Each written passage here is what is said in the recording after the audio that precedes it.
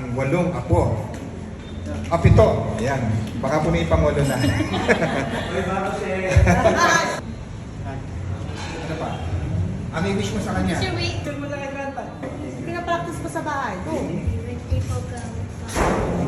Wish you to be more successful this year and I wish you for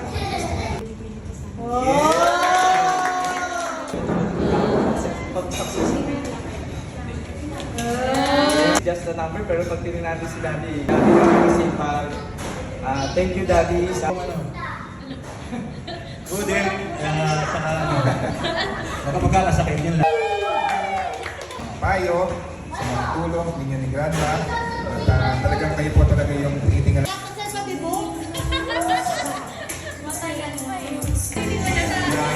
Para dito.